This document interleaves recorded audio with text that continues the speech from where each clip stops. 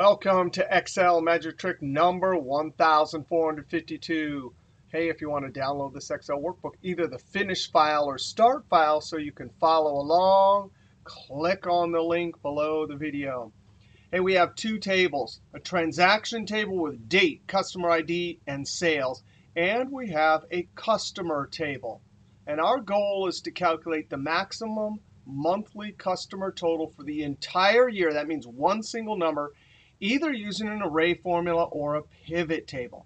Now, what that means is from this transaction table, we have to calculate every single one of the monthly totals for every one of the customers. And then from this whole sea of numbers, calculate the one largest customer monthly total. All right, now we're going to see two ways. Let's go over to the start file.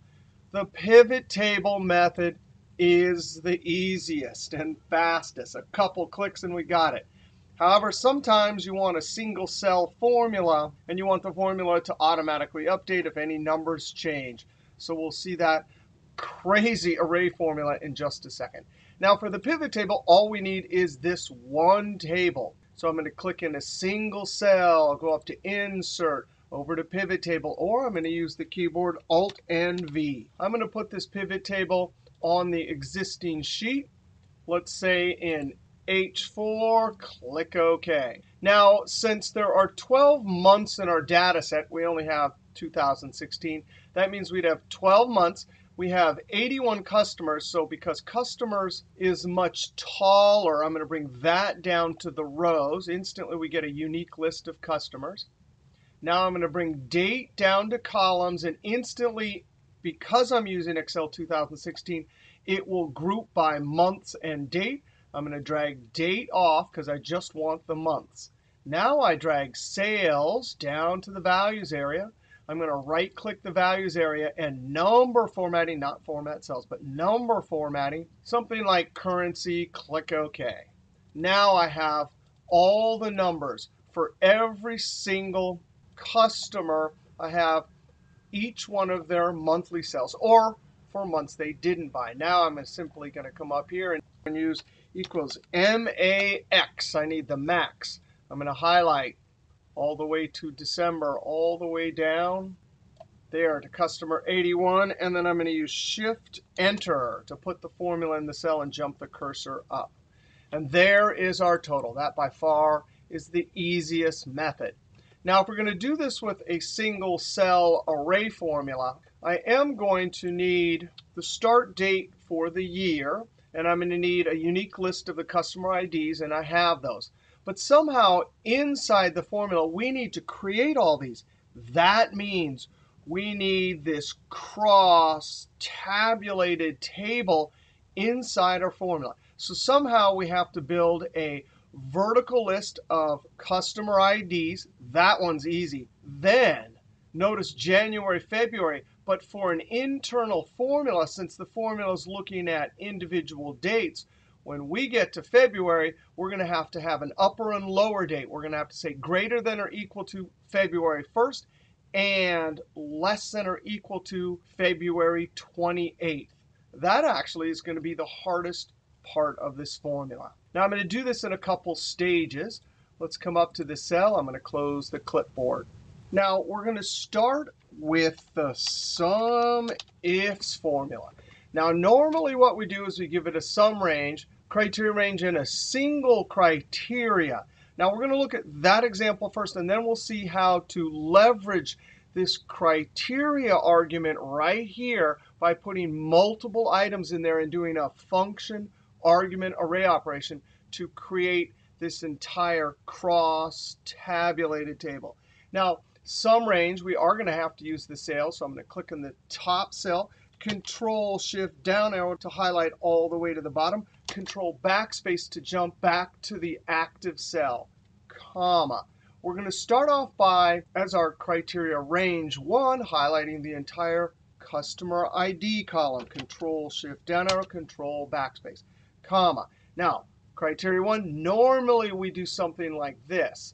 I'm going to put a single condition that instructs SUMIFS to look through here, find all of the ones, get all of the numbers associated with the number 1, close parentheses, and because there's a single item right there, SUMIFS will deliver a single answer. Now let's evaluate this to see what SUMIFS will deliver. I'm going to use the F9 key.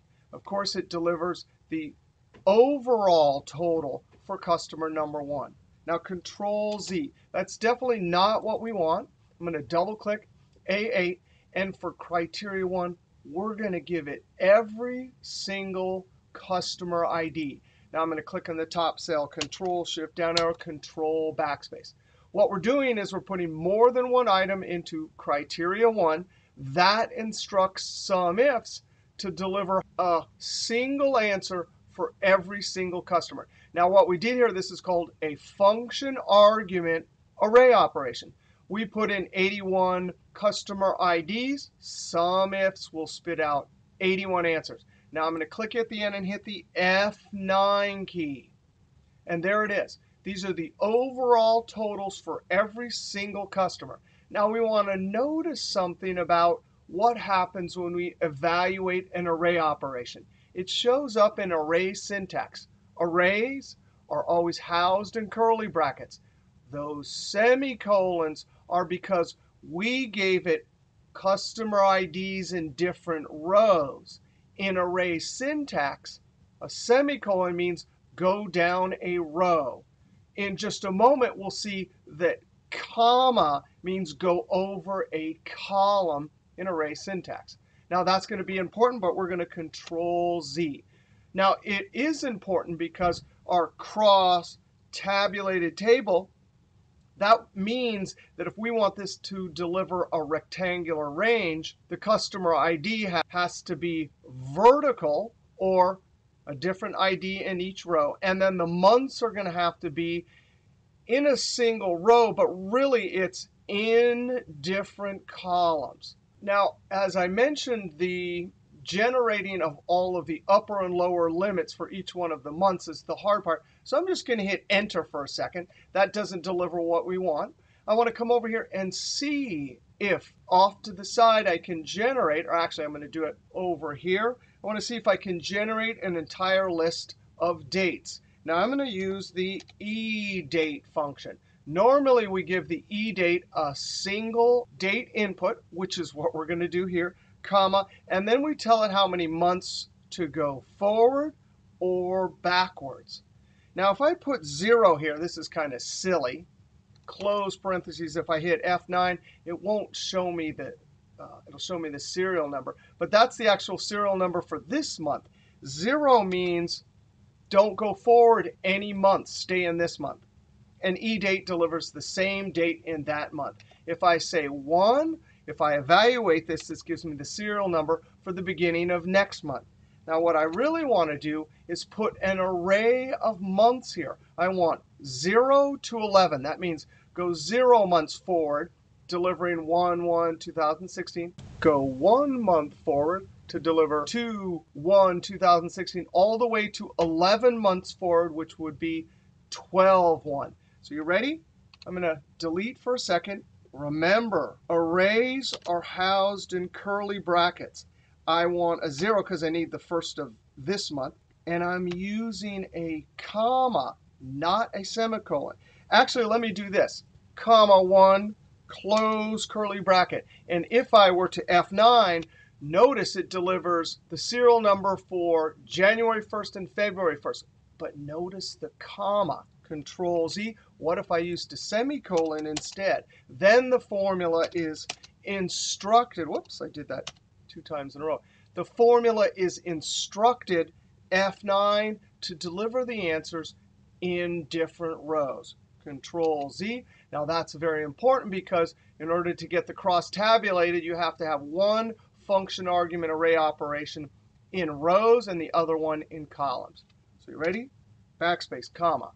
And now I'm going to put the entire set of numbers, comma 2, comma 3, comma 4.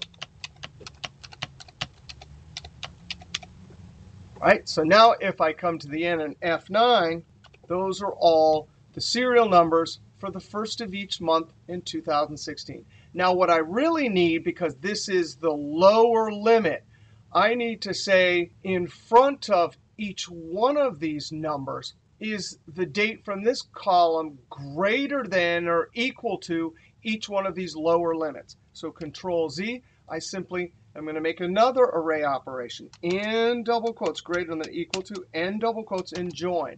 Remember, eDate is delivering a bunch of items.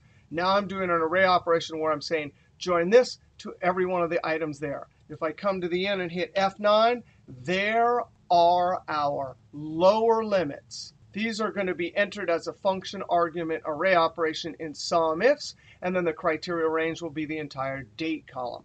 Control Z. Now I'm going to copy this using Control CC.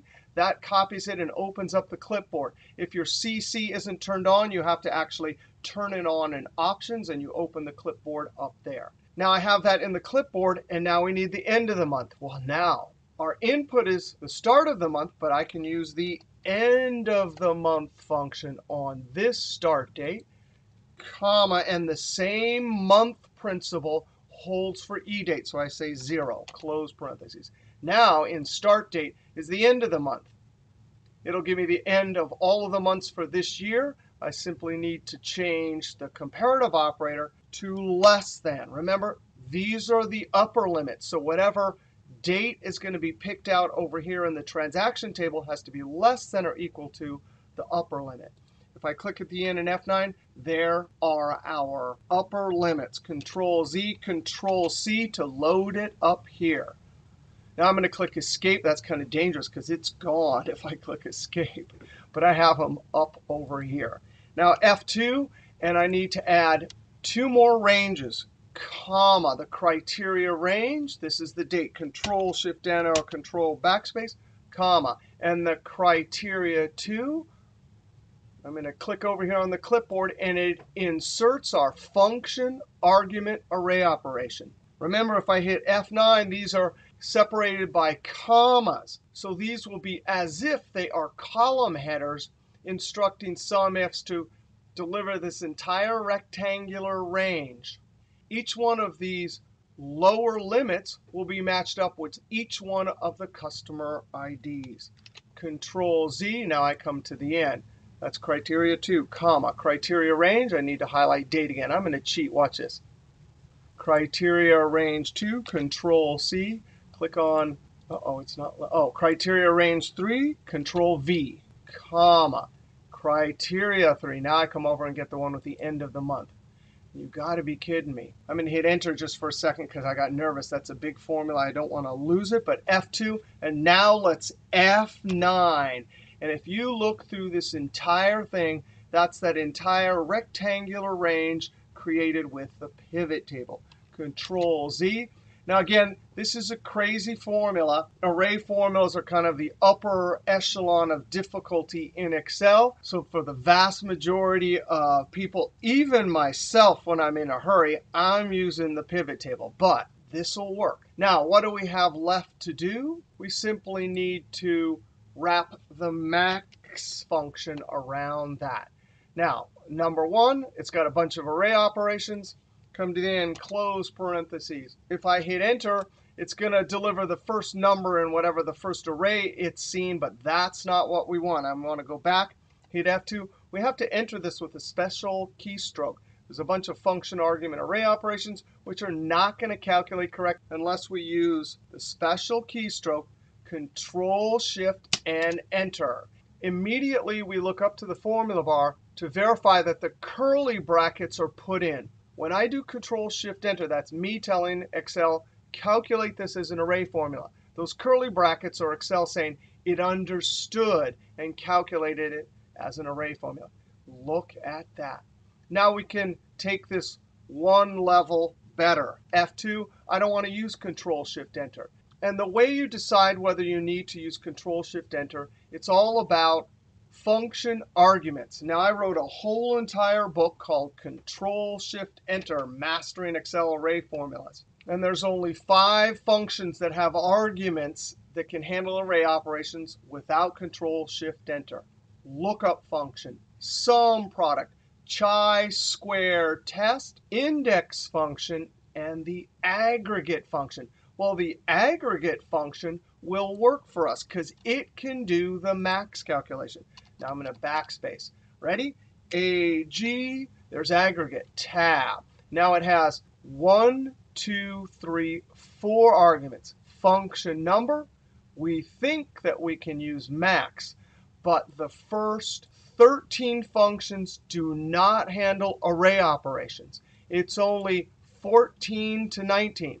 So I want large. So I'm going to double click 14, comma. By the way, if you're curious, I have a whole playlist at YouTube just on the hundreds of different uses for aggregate. It's also extensively covered in my Control-Shift-Enter book. Now, normally when we're doing array operations, we have arrows, but here we have no arrows whatsoever. So for options, I'm going to say ignore nothing, comma.